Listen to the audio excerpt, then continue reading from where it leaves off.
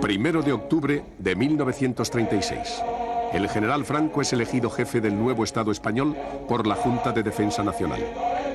Desde ese momento será el generalísimo de los ejércitos de tierra, mar y aire. España cumple en los momentos actuales su destino providencial. Como en otras épocas, derrama ahora su sangre en defensa de la civilización. El mundo, en un mañana próximo, comprenderá la magnitud del sacrificio y entonará sus cantos de agradecimiento. Este fue el último parte de guerra. En el día de hoy, cautivo y desarmado el Ejército Rojo, han alcanzado las tropas nacionales sus últimos objetivos militares. La guerra ha terminado. Burgos, 1 de abril de 1939. Año de la victoria. El generalísimo.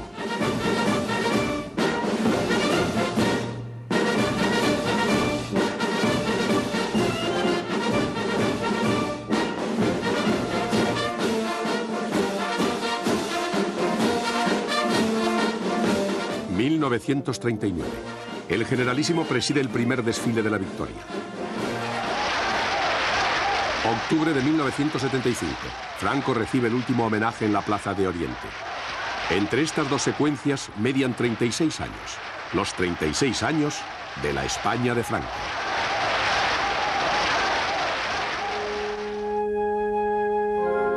Francisco Franco Bahamonde, jefe del Estado español, generalísimo de los ejércitos, caudillo de España, tuvo todo el poder en sus manos para regir, a su total voluntad, la política, la economía, la moral, la religión y la ley.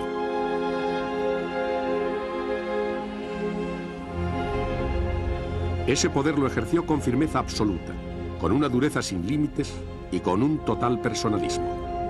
Fue amado, admirado y venerado por millones de españoles, pero también fue aborrecido y odiado desde el silencio y el terror.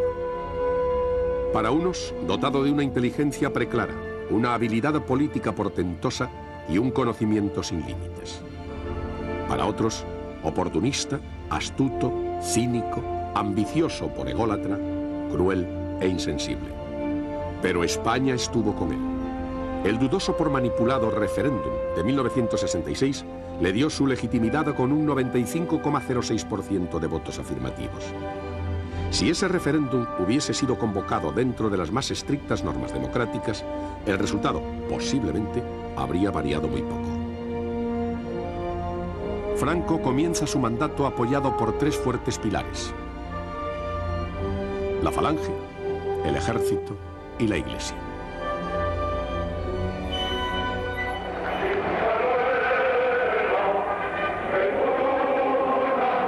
Es difícil llegar a la certeza de que Franco habría podido salvar la vida del fundador de la Falange, José Antonio Primo de Rivera.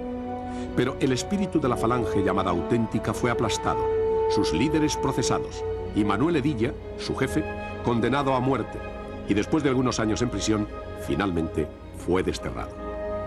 Franco dio un giro al espíritu falangista más acorde con su pensamiento y su acción, que crearon desconfianzas y recelos. Desde el decreto de unificación de los falangistas y los tradicionalistas, una fusión imposible por su antagonismo y que no satisfizo a nadie, los enfrentamientos entre ambos fueron constantes y prolongados en el tiempo. Cuando algo ensombrecía el orden establecido, el general Franco daba una respuesta incuestionable y tajante que ponía rápida y definitivamente fin al conflicto. El 16 de agosto de 1942, en la Basílica de Begoña, en Bilbao, se produce un duro enfrentamiento entre falangistas y tradicionalistas. Llegó a estallar una bomba provocando numerosos heridos. Franco, en un juicio salomónico, soluciona la situación con el cese de las personalidades más relevantes de las dos ideologías: el general Varela, militar que abogaba por el restablecimiento de la monarquía, y Serrano Suña, presidente de la Junta Política de la Falange. Franco asumió esa presidencia con lo que controlaba directamente a la Falange. Esta fórmula la aplicó varias veces en situaciones parecidas, dejando clara su postura ante la más mínima subversión. El ejército siempre le fue fiel, especialmente la cúpula militar, aquellos que habían participado directamente en la guerra y que fueron los padres y educadores de las generaciones siguientes.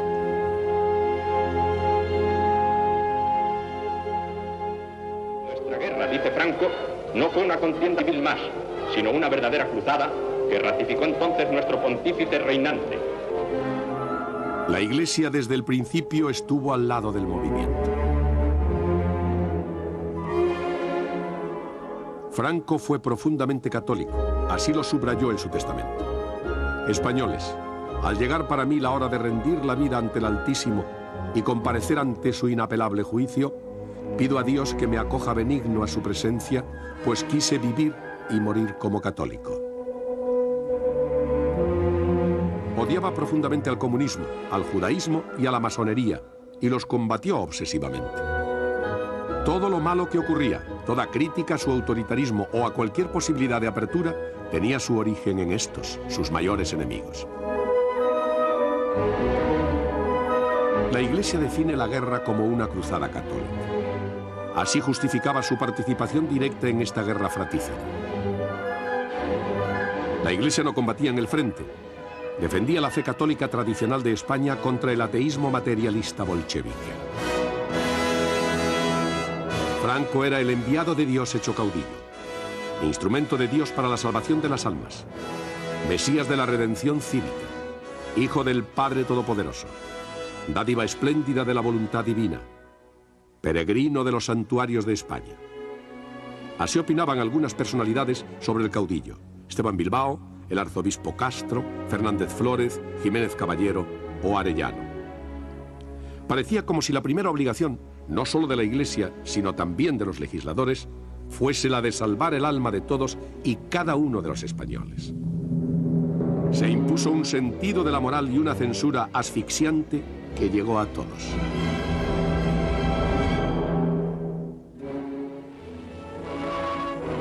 La esposa de su excelencia el jefe del Estado español y los marqueses de Villaverde se dirigen con su séquito y acompañantes a la biblioteca privada del Santo Padre para ser recibidos en audiencia por su santidad Pío XII. Así se renueva la fidelidad de nuestro pueblo a la silla pontificia y se pide la bendición para todos los españoles.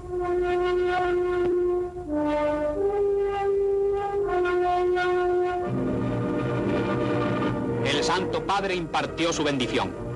Los corazones recogen con suprema unción este momento de inolvidable recuerdo.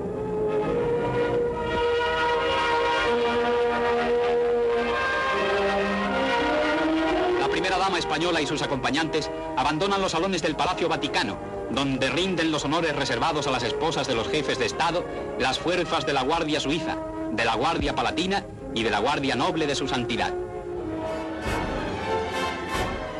La Iglesia ejerció una gran acción opresora contra el sexo. Solo tenía un fin: la procreación. La mujer tenía una profesión clara, sus labores, y un futuro, el matrimonio, naturalmente canónico. El divorcio estaba totalmente abolido. La homosexualidad era considerada como una aberración antinatura, nacida del libertinaje más vicioso y encuadrada dentro de los delitos de vagos y maleantes. La educación de la prole incluía las asignaturas de religión y educación política, y las clases más privilegiadas se exigían a sí mismas la elección de un prestigioso colegio religioso. Los pequeños alumnos, antes de saber que existía un libro que se llamaba Don Quijote de la Mancha, escrito por Cervantes, ya sabían que la patria era la unidad del destino en lo universal, el hombre portador de valores eternos y España la reserva espiritual de Occidente. Con el paso del tiempo, la Iglesia fue rectificando. Desde el reconocimiento de los errores cometidos, tomó otras posiciones que se alejaban del espíritu del movimiento. Rechazó la división franquista de vencedores y vencidos y rogaba el perdón del pueblo español por no haber sabido ser los ministros de la reconciliación. Un momento muy delicado entre las relaciones del Estado y la Iglesia fue el caso Añoveros. La homilía que pronunció el obispo Añoveros en el País Vasco irritó al gobierno de Arias Navarro hasta tal extremo que ordenó la detención del obispo, su arresto domiciliario y dispuso los medios para su inmediato destierro. El cardenal Tarancón, como presidente de la Conferencia Episcopal, redactó la excomunión del gobierno con el apoyo del nuncio. La crisis se saldó con un balance de cesiones entre los dos poderes sin dañar la dignidad, pero dejó heridas muy profundas sin posibilidad de cicatrización.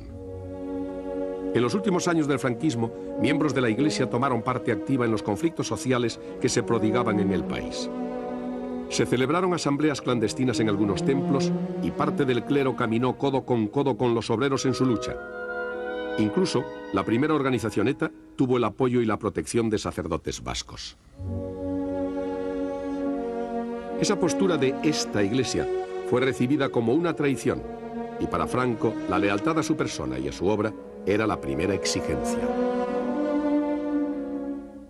Desde su ascetismo tuvo que no darse por enterado de las deshonestas ambiciones de muchos de los que le rodeaban, pero era el precio que tenía que pagar a cambio de su lealtad.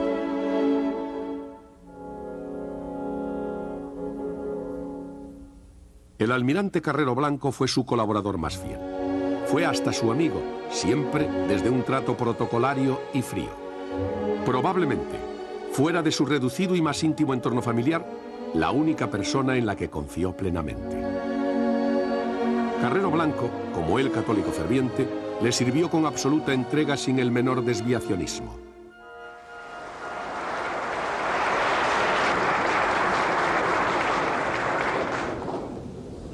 Soy un hombre totalmente identificado con la obra política del caudillo.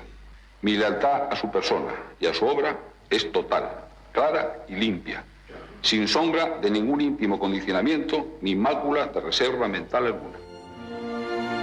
Aunque no militante del Opus Dei, tenía por esta institución un gran respeto y afecto.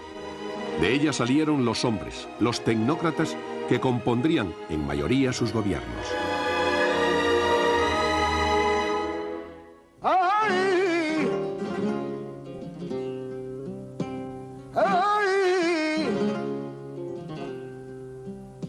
Quedó la de pueblo, los casos portados, qué pena de pueblo, los casos portados.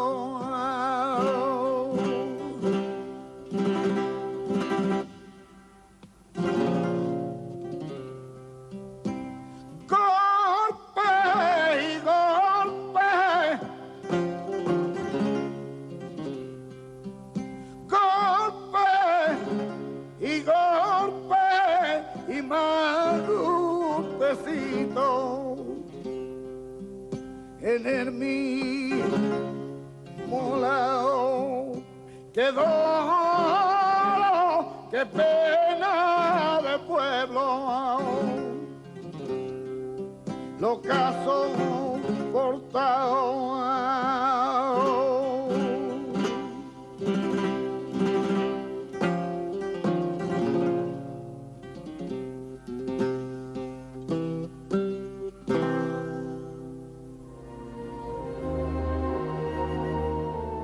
Después de los 3 años de aquella cruel guerra, España era un triste, desangrado y yermo solar.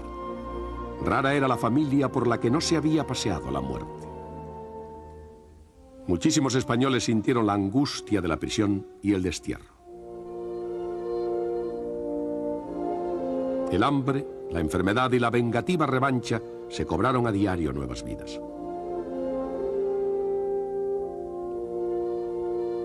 La escasez de alimentos obligó a su racionamiento hasta 1952.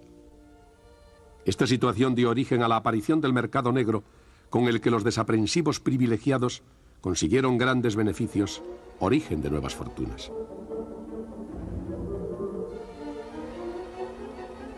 Con escasos medios, pero con una gran esperanza, España inicia su reconstrucción.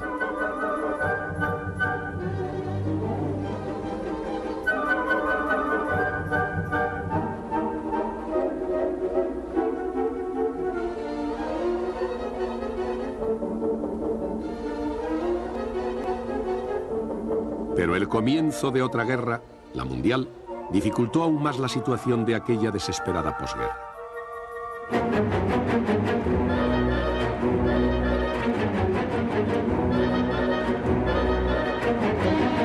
El Ejército Nacional, que había recibido una inestimable ayuda de Alemania e Italia, y la simpatía y la amistad del general Franco por los dictadores fascistas, colocan a España en una difícil situación frente a los aliados, a pesar de la declarada neutralidad primero y la no beligerancia después.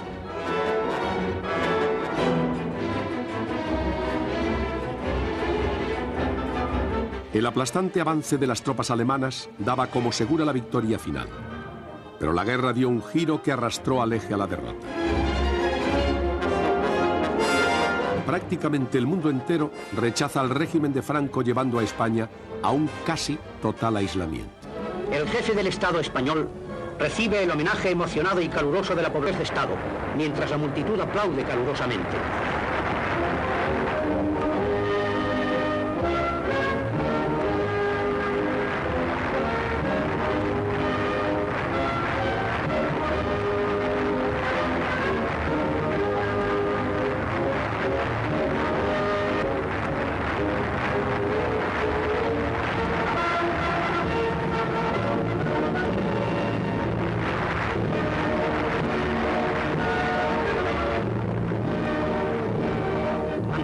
Principal del Palacio de Queluz, descienden Franco y el mariscal Carmona y las esposas de ambos jefes de Estado.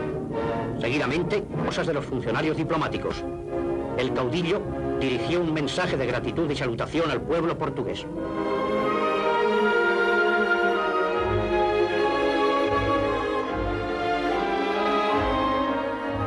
Tan solo mantuvo relaciones con Portugal, Argentina y algún país árabe tradicionalmente amigo.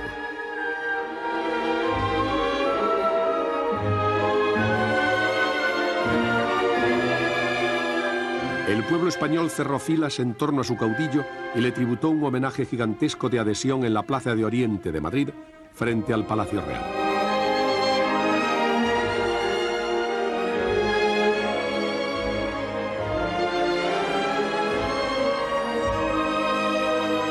El 17 de julio de 1943, el jefe del Estado preside la solemne sesión de apertura de las Cortes. España queda definida como una monarquía tradicional, católico-social y representativa. La componen el Consejo del Reino y el Consejo Nacional del Movimiento como segunda cámara. Pero este órgano legislativo nada tenía que ver con los parlamentos democráticos europeos, ya que, según la Ley de Cortes, sus miembros solo tenían poder de deliberación y asesoramiento. La facultad de legislar era exclusiva del general Franco, jefe del Estado y del gobierno. Así se entendía esa rara definición de democracia orgánica. Democracia en la que estaban suprimidas las libertades de expresión, asociación y reunión, controladas por los tribunales militares y de orden público. Un eufemismo que enmascaraba una total dictadura.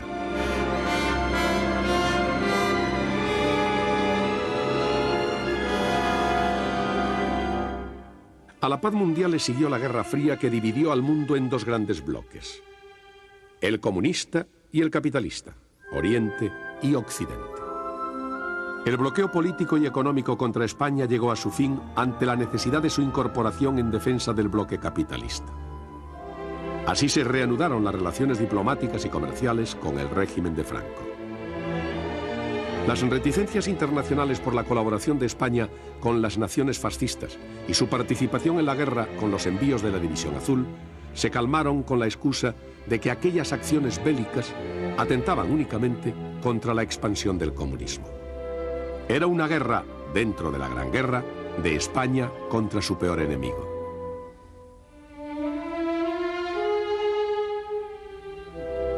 A pesar de la exigencia de una reforma política, España es admitida en la UNESCO el 17 de noviembre de 1952.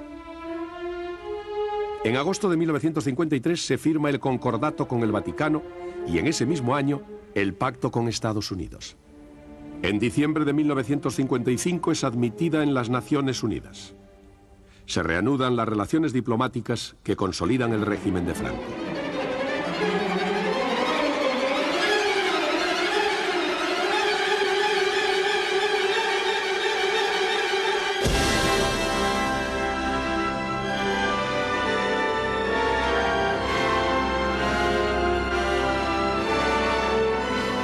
Con la visita del presidente Eisenhower y su abrazo con el caudillo, la posibilidad de un cambio político profundo en España se vislumbra como imposible.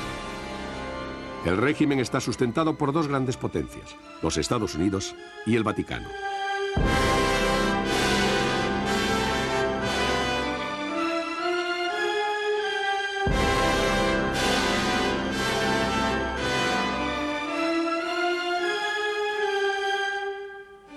Pero la escasez de alimentos, la inflación, las presiones internas y el renacimiento del activismo obrero exigen una modificación de la política autárquica. Las huelgas y desórdenes laborales se saldan con fulminantes ceses y represiones brutales, penas de muerte y largos encarcelamientos y torturas.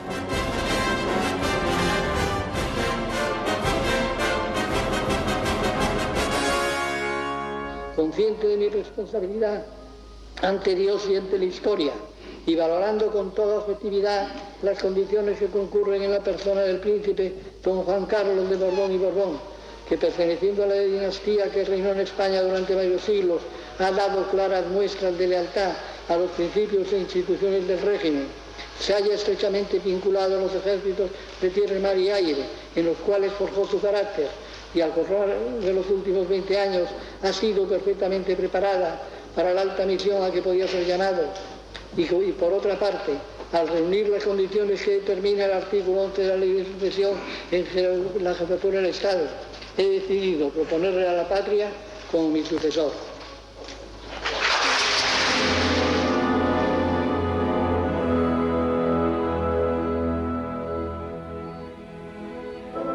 Declaro igualmente mi lealtad, con la misma claridad y la misma limpieza, al príncipe de España, su sucesor, a título de rey en la jefatura del Estado. Mientras Dios le diera vida, Franco iba a ser el jefe del Estado de un reino sin rey, actuando como regente, pues hasta se autoconcedió el privilegio de otorgar títulos nobiliarios.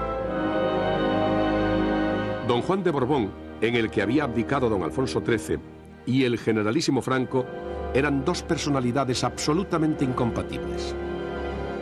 La posibilidad de una restauración de la monarquía no podía ser de otro modo más que con la coronación de don Juan, y no debía ya demorarse por mucho tiempo.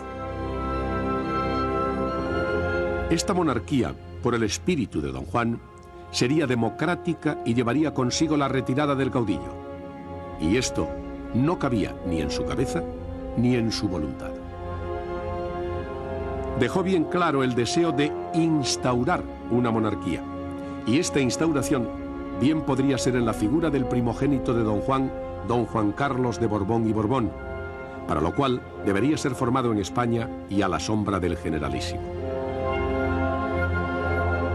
Don Juan no tiene otra alternativa más que la de aceptar, con el dolor de la renuncia a sus derechos como rey y como padre. Don Juan Carlos llega a España el 9 de noviembre de 1948 y se inicia así la formación del futuro rey de España. Un rey leal a los principios e instituciones del régimen. Más que un sucesor, es el heredero político de Franco y solo a su muerte.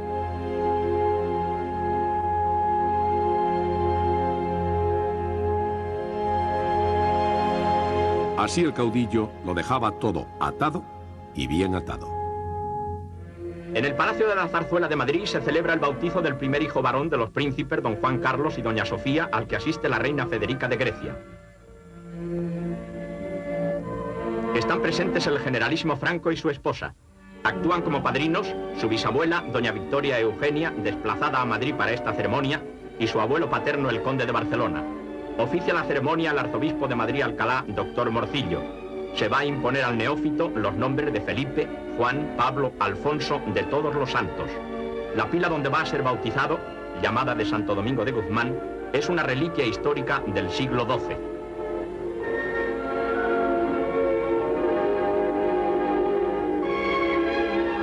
Doña Victoria Eugenia muestra el recién nacido al generalísimo.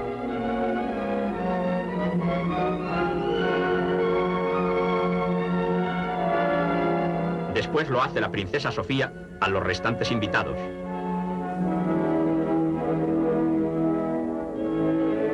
Terminado el acto, el caudillo fue cumplimentado por los asistentes al bautizo.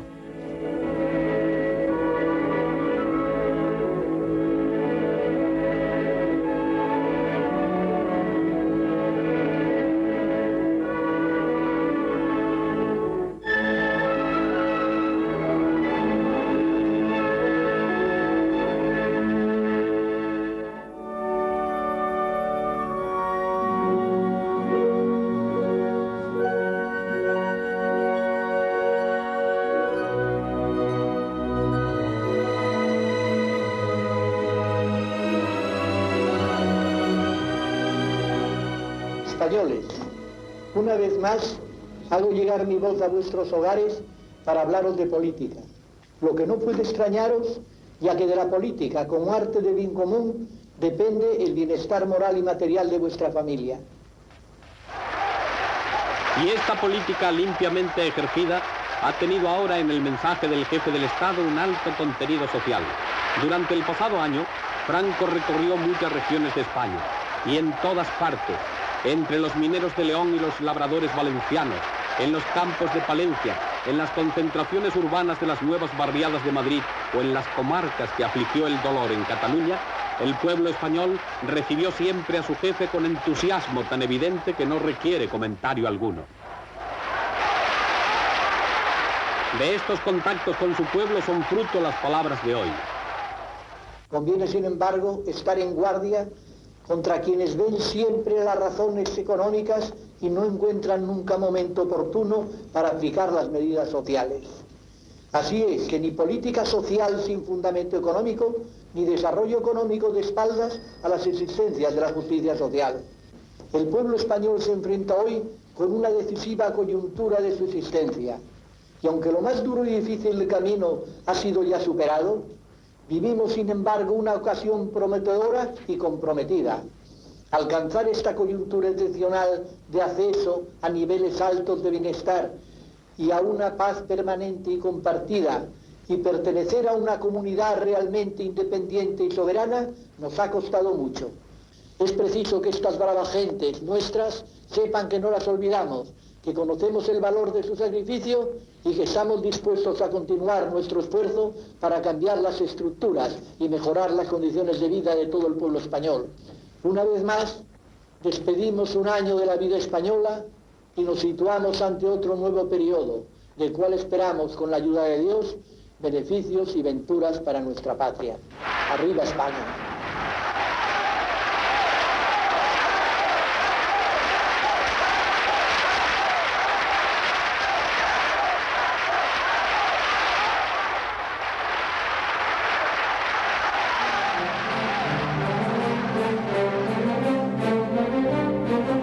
Y efectivamente hubo cambios en las estructuras y se mejoraron las condiciones de vida de los españoles. Esos cambios poco afectaron a la vida política en cuanto a la libertad, pues el espíritu del movimiento seguía en pie. Se recordaba la victoria en la guerra y cualquier crítica al régimen tenía solo una intención desestabilizadora de la paz de España, auspiciada por los agentes extranjeros de la conjura judeo-masónica y el comunismo internacional. Pero las figuras falangistas fueron perdiendo poder en los gobiernos que se sucedían, entrando en ellos los llamados tecnócratas, casi compuestos por los números 1 de las promociones universitarias y muchos de ellos pertenecientes al Opus Dei, que llegaron a ocupar la casi totalidad de los sillones del Consejo de Ministros. Tenían un valedor muy poderoso, Carrero Blanco. En el aspecto industrial, gigantescos complejos siderúrgicos y modernas factorías proporcionan al país los elementos para su transformación.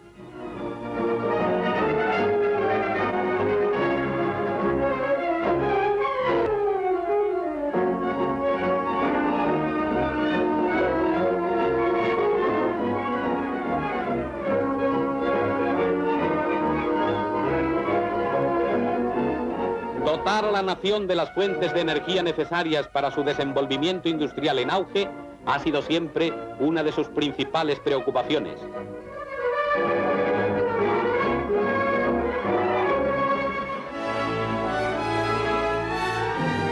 La fuerte expansión de la dinámica economía capitalista europea y sus efectos también llegaron a España. Los gobiernos tecnócratas progresistas cambiaron las estructuras económicas, como la creación de los planes de desarrollo que hicieron posible un crecimiento industrial y comercial muy importante, tanto que situaron a España en el 10º país más industrializado.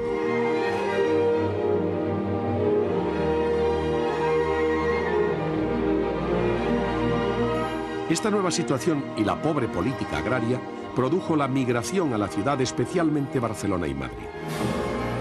Pueblos y campos fueron abandonados y para muchos las condiciones de vida en las superpobladas capitales fueron muy precarias. Se fue creando una nueva sociedad con el incremento de la clase media sin que por ello se eliminaran las grandes diferencias con los más desprotegidos. La lucha de clases y el pluralismo sindical estaban suprimidas por la Ley de Unidad Sindical, y el sindicato vertical, que agrupaba por igual a empresarios y trabajadores, fijaba los salarios. Las huelgas estaban prohibidas, pero cuando se producía una, no pasaba de ser un simple conflicto laboral, fuertemente reprimido. Se incentivó el consumismo y el sueño de los españoles se centraba en la posesión de un coche, el utilitario, y un piso en propiedad. Para lograrlo tuvieron que dedicar muchas horas de trabajo, las horas extraordinarias, y su poco tiempo libre a la televisión, con la ilusión puesta en el partido de fútbol del domingo y el resultado de las apuestas deportivo-benéficas, la quiniela, a la que jugaba hasta el Generalísimo. El único canal de televisión, naturalmente estatal, estaba sometido a una fuerte censura y velaba celosamente por la moral de los españoles.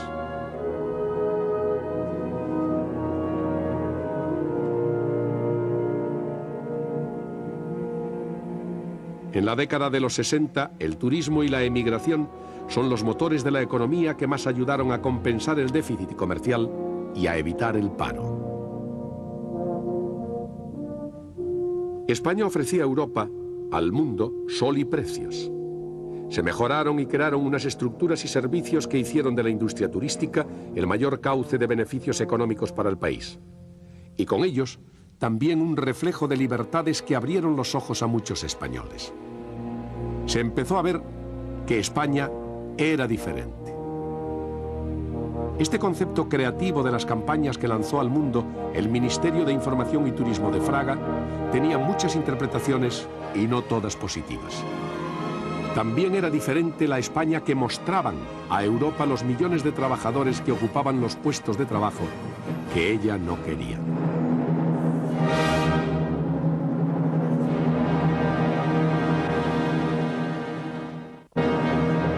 Madrileña Plaza de Colón pasa la comitiva de Su Excelencia el Jefe del Estado en dirección al Paseo de la Castellana.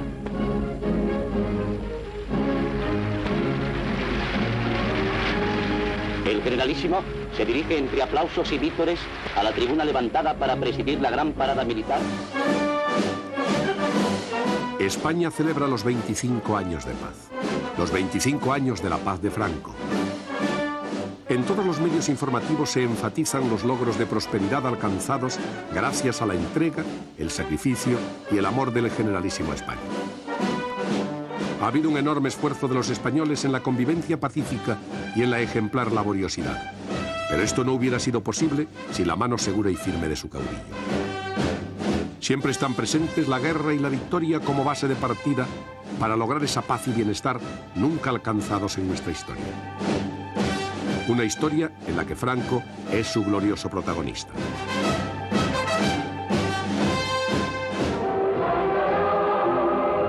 Llega Su Excelencia el Jefe del Estado, acompañado por su esposa y su hija, al Estadio Bernabéu de Madrid para presidir la 7ª demostración sindical de educación y descanso.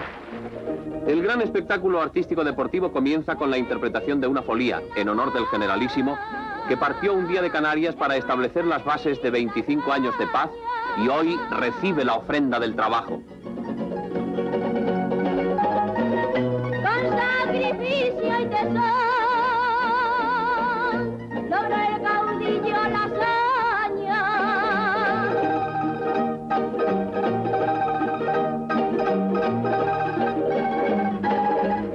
El ministro, señor Solís, informa a su excelencia sobre el contenido del programa. Se han quedado atrás otros momentos que también han hecho esa historia. En febrero de 1962, España pide negociaciones con la CE, pero la falta de libertades democráticas la deja fuera del Tratado de Roma. Entre abril y mayo se produce una gran agitación obrera y estudiantil. Se decreta el estado de emergencia en el País Vasco y Asturias. En mayo se prodigan las huelgas en Asturias y otras zonas, promovidas por los comités de fábrica que componen comunistas y activistas católicos. En junio se celebra la reunión de Múnich de la oposición.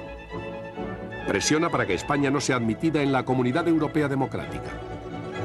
Esto irrita extremadamente al gobierno, que emprende una campaña de desprestigio contra el llamado Contubernio de Múnich, un sucio complot antipatriótico y sin fe. En 1963 es ejecutado el dirigente comunista Julián Grimao en Madrid. Se crea el Tribunal de Orden Público.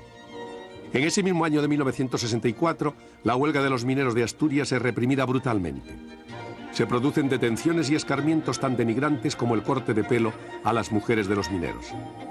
La protesta de un gran grupo de intelectuales es contestada por el ministro Fraga con autoritarismo y sarcasmo.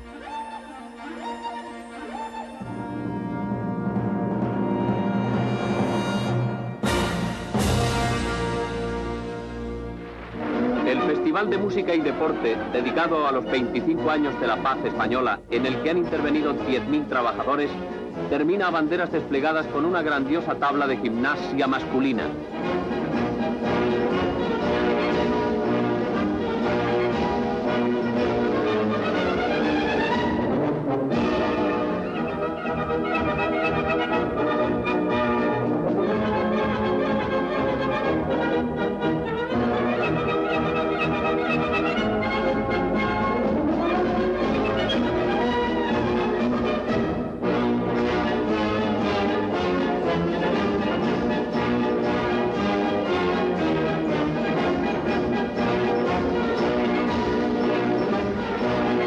Hombres con atuendos deportivos blancos y blanquirrojos han estado ensayando durante un año estos movimientos que ahora realizan con tanto sincronismo.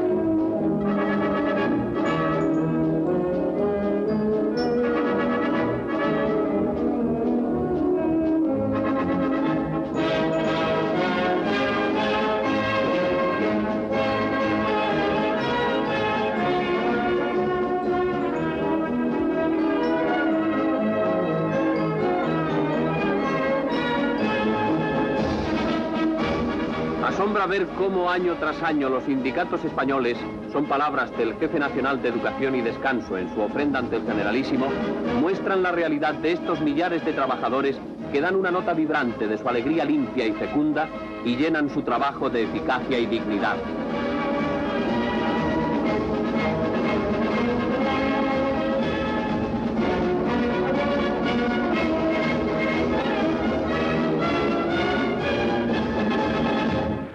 Los aplausos a los trabajadores gimnastas se enlazan con las aclamaciones a su excelencia el jefe del Estado, Generalísimo Franco, artífice de la paz española.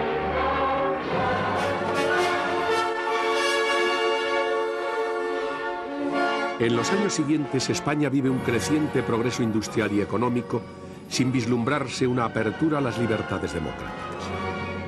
Paralelamente, avanza el descontento sobre todo de la clase trabajadora y de la universidad. En 1966 es aprobada la ley de prensa presentada por el ministro Fraga. Una ley de prensa muy limitada que prácticamente se reduce a la supresión de la censura previa.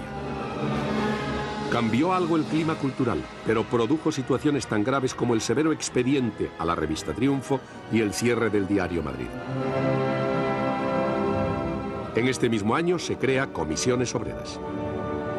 El 21 de septiembre de 1967, Carrero Blanco es nombrado jefe de gobierno.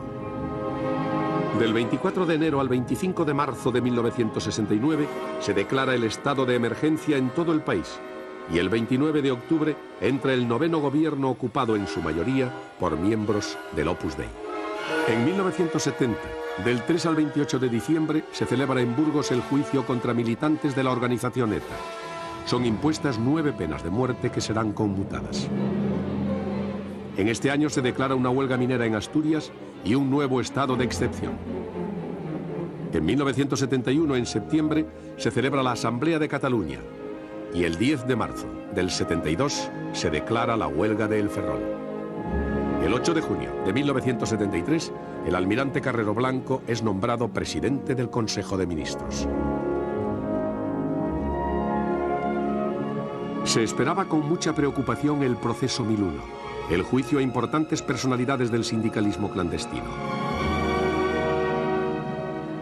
El gobierno había tomado grandes medidas para evitar que nada atentase contra el orden.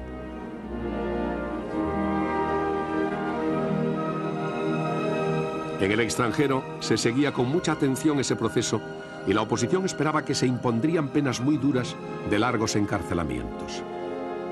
El 20 de diciembre de 1973, a primeras horas de la mañana, a punto de iniciarse el juicio, la explosión de una bomba acaba con la vida del presidente de gobierno. Cuando el almirante Carrero Blanco salía de oír la misa a la que diaria y habitualmente asistía en la iglesia de los jesuitas de la calle de Serrano de Madrid, es víctima con sus escoltas y su chofer del atentado que minuciosamente ha preparado ETA. Franco recibe la noticia con gran consternación. El Consejo de Ministros, reunido en sesión urgente, decide no tomar medidas especiales. Y a última hora de la tarde, el presidente en funciones, Torcuato Fernández Miranda, a través de la televisión, informa a todo el país.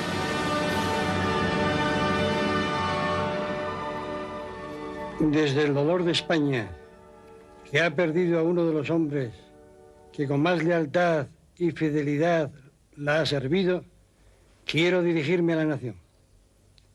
Las investigaciones realizadas demuestran que el almirante Carrero Blanco, presidente del gobierno, ha sido asesinado. Ha sido víctima de un atentado criminal. La reacción del pueblo español es la propia de su nobleza. El orden es completo en todo el país y será mantenido con la máxima firmeza. Nuestro dolor no turba nuestra serenidad. La serenidad en estos momentos es la mejor expresión de nuestra fortaleza. La responsabilidad en el ejercicio de la autoridad no admite que la emoción...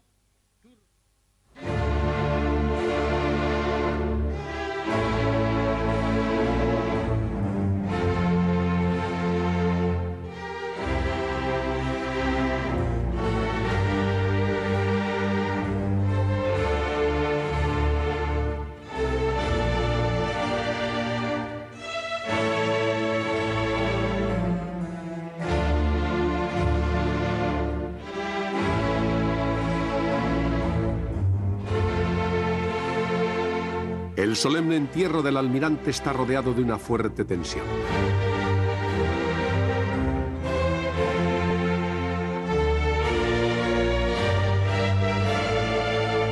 Dos personalidades son el centro de todas las miradas. El príncipe don Juan Carlos, que preside el sepelio en representación del jefe del Estado,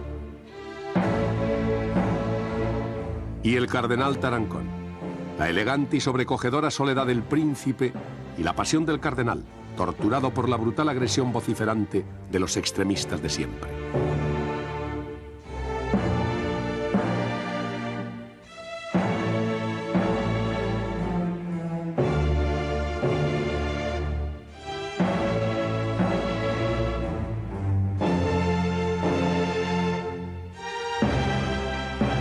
La tierra del cementerio del Pardo acogió el cuerpo de don Luis Carrero Blanco, a pocos pasos del palacio, donde dejó muchas horas de leal entrega al servicio de su más admirado y querido amigo y jefe, el generalísimo.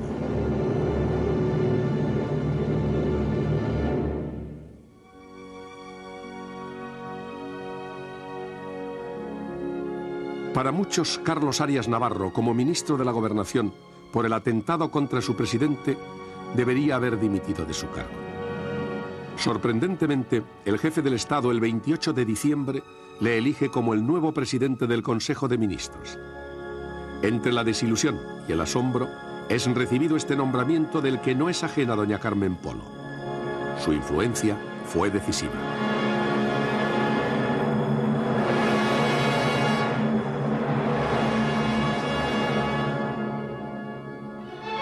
El nuevo presidente del gobierno tiene un dilatado historial al servicio de la patria, que se inició en los años 40 como gobernador civil y jefe provincial del movimiento de varias provincias españolas, primero, y como director general de seguridad más tarde.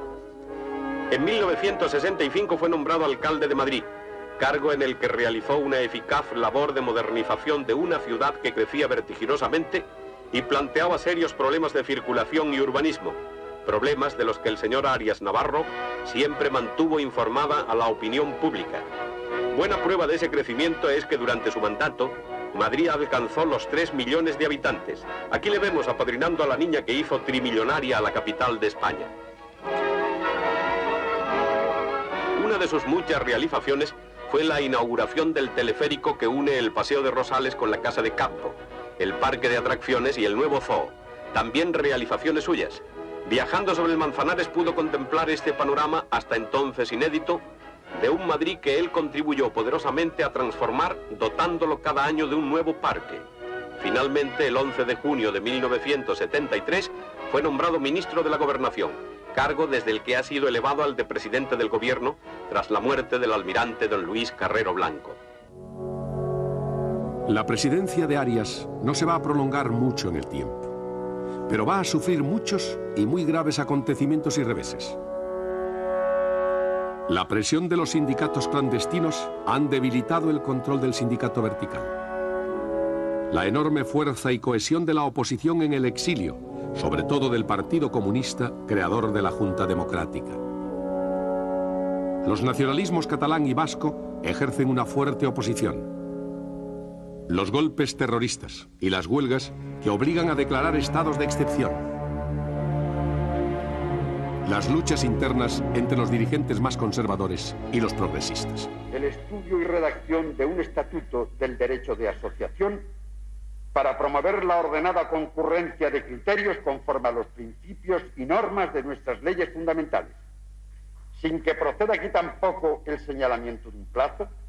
Es deseo del Gobierno que las entidades asociativas reconocidas y reguladas por aquel estatuto puedan comparecer sin tardanza en la vida política nacional.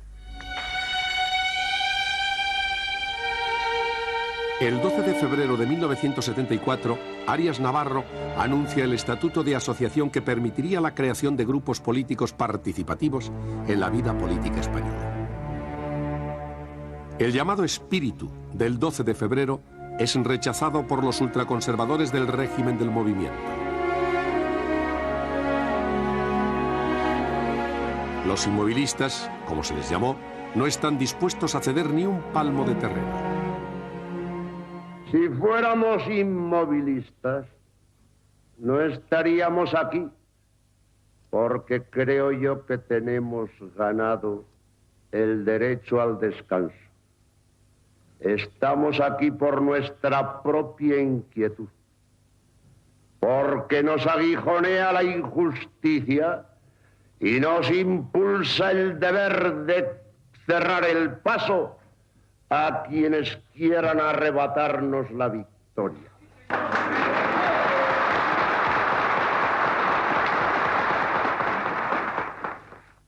El terreno de la acción es nuestro terreno. En él van a encontrarnos caminando hacia la grandeza de España.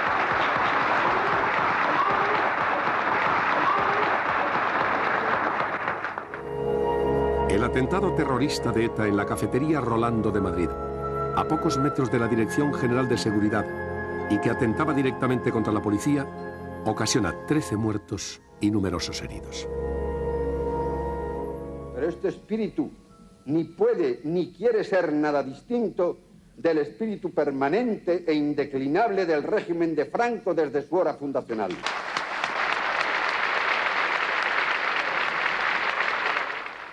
El presidente Arias retrocede y desaparece el espíritu del 12 de febrero, y con él toda posibilidad del inicio de una mínima apertura.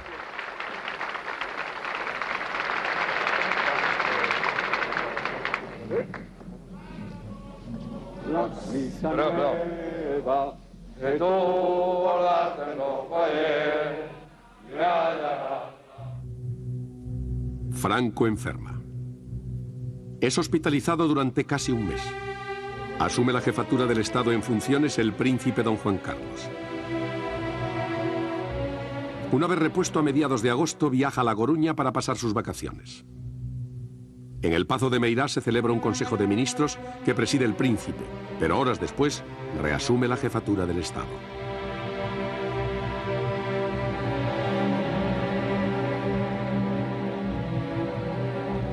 Estalla el conflicto del Sáhara. El rey Hassan organiza la Marcha Verde que coloca a España en una situación de preguerra con Marruecos, pero las circunstancias internas obligan al gobierno a un pacto indigno.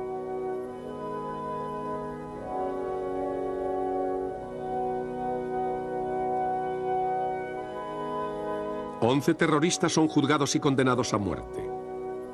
Se espera de Franco la conmutación de la pena.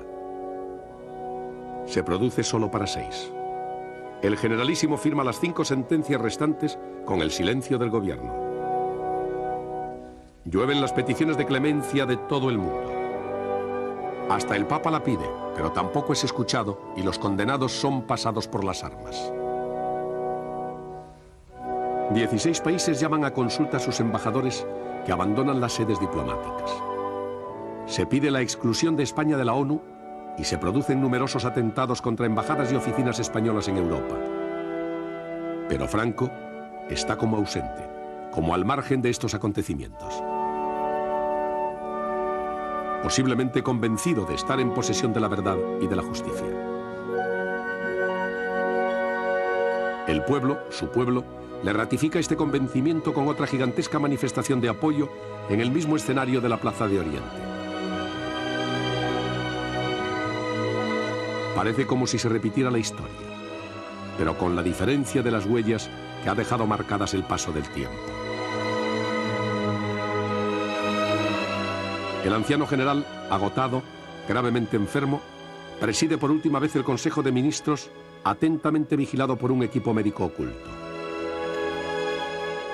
Ha salido de un infarto silenciado a la opinión pública, pero el final ya es irreversible.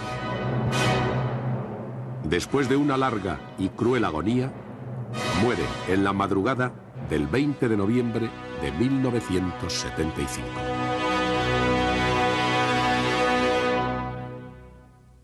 Españoles, Franco ha muerto.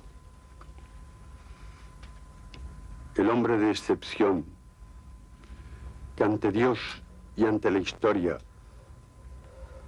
asumió la inmensa responsabilidad del más exigente y sacrificado servicio a España, ha entregado su vida quemada día a día, hora a hora, en el cumplimiento de una misión trascendental. Yo sé que en estos momentos mi voz llegará a vuestros hogares entrecortada y confundida por el murmullo de vuestros sollozos y de vuestras plegarias. Es natural.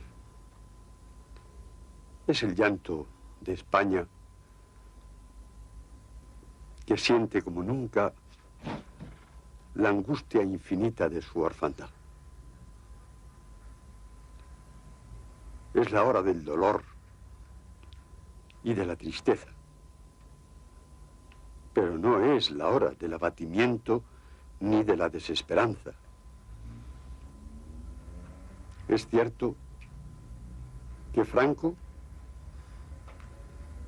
el que durante tantos años fue nuestro caudillo,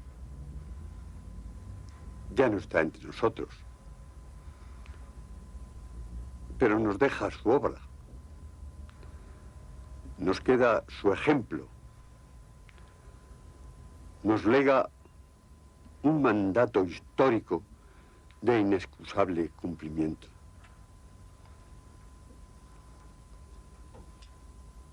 Porque fui testigo de su última jornada de trabajo, cuando ya la muerte había hecho presa en su corazón. Puedo aseguraros que para vosotros y para España fue su último pensamiento plasmado en este mensaje con que nuestro caudillo se despide de esta España a la que tanto quiso y tan apasionadamente sirvió. Españoles, al llegar para mí la hora de rendir la vida ante el Altísimo y comparecer ante su inapelable juicio, pido a Dios que me acoja benigno a su presencia, pues quise vivir y morir como católico. En el nombre de Cristo me honro y ha sido mi voluntad constante ser hijo fiel de la Iglesia en cuyo seno voy a morir. Pido perdón a todos, como de todo corazón perdono a cuantos se declararon mis enemigos sin que yo los tuviera como tales. Creo y deseo no haber tenido otros que aquellos que lo fueron de España, a la que amo hasta el último momento y a la que prometí servir hasta el último aliento de mi vida, que ya sé próximo. Quiero agradecer a cuantos han colaborado con entusiasmo, entrega y abnegación en la gran empresa de hacer una España unida, grande y libre. Por el amor que siento por nuestra patria, os pido que perseveréis en la unidad y en la paz y que rodeéis al futuro rey de España, don Juan Carlos de Borbón, del mismo afecto y lealtad que a mí me habéis brindado, y le prestéis en todo momento el mismo apoyo de colaboración que de vosotros he tenido. No olvidéis que los enemigos de España y de la civilización cristiana están alerta. Velad también vosotros y para ellos deponed frente a los supremos intereses de la patria y del pueblo español toda mira personal. No cejéis en alcanzar la justicia social y la cultura para todos los hombres de España y haced de ello vuestro primordial objetivo. Mantened la unidad de las tierras de España, exaltando la rica multiplicidad de sus regiones como fuente de la fortaleza de la unidad de la patria. Quisiera, en mi último momento, unir los nombres de Dios y de España y abrazaros a todos para gritar juntos por última vez, en los umbrales de mi muerte: ¡Arriba España! ¡Viva España!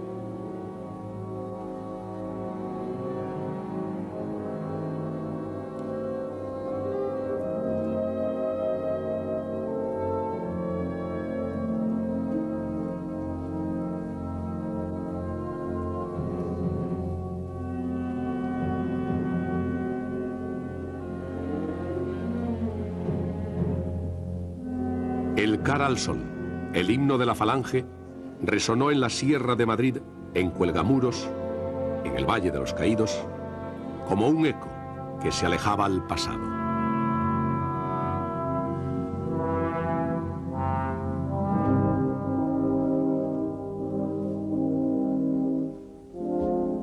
Cuando la losa de 5 toneladas de granito selló la tumba de Francisco Franco, otra pesada losa comenzó a deslizarse para cerrar un irrepetible e inolvidable capítulo de la historia de España, la España de Franco.